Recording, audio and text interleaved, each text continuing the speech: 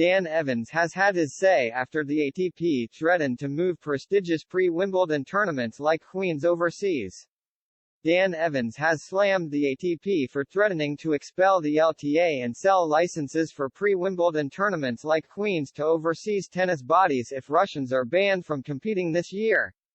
Both Wimbledon and the LTA are yet to announce whether they will repeat last year's ban on Russian and Belarusian athletes amid the war in Ukraine.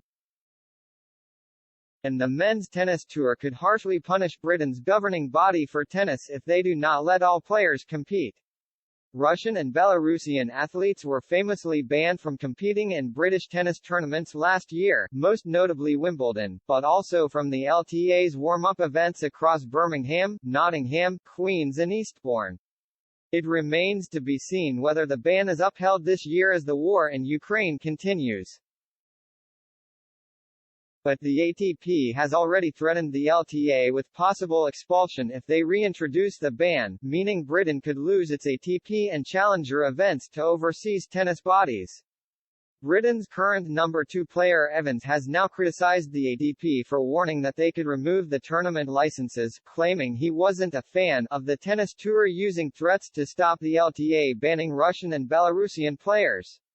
It's a sad state of affairs if Queen's wasn't on, the world number 28 told The Times. I am not a fan of the threats.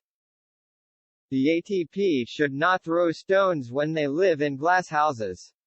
Were the ATP to go through with their claim and sell the licenses, Britain would lose its marquee ATP 500 event at Queen's, which has received multiple ATP awards for being the best 500-point event over the years. And Evans was quick to remind the men's tour of the standing of the London event, adding, Queen's is one of the best and most prestigious tournaments on the tour, which has done a lot for the ATP tour in its time. The 32-year-old clarified that he had no other grievances with the ATP but had taken issue with their decision to use threats against the LTA, having already fined the British tennis body £830,000 $1 million for banning Russians and Belarusians last year. I am a massive advocate for the ATP generally, Evans said.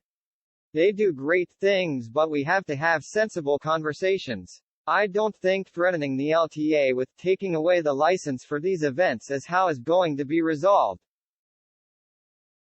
It affects all of the Brits. They're not going to get chances or playing opportunities with a wild card.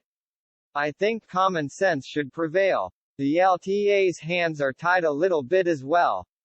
This subject goes a bit bigger than tennis federations and governing bodies.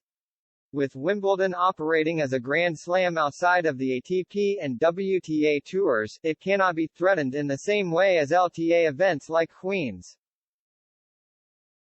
And the Women's WTA Tour has already attempted to incentivize the LTA not to ban Russian and Belarusian players this year by offering to retrospectively half the £830,000 $1 million fine they hit the governing body with last year to £415,000 if the ban is not repeated in 2023, according to The Telegraph. It comes in response to the LTA's appeal of the fine, with a subclause of the statement also saying that the fine can also be cut down if LTA and All England Club, the home of Wimbledon, were found to have made appropriate efforts to resolve the problem via negotiations with the British government. The WTA has also joined the ATP in threatening to expel the LTA if they continue to show discrimination based on nationality.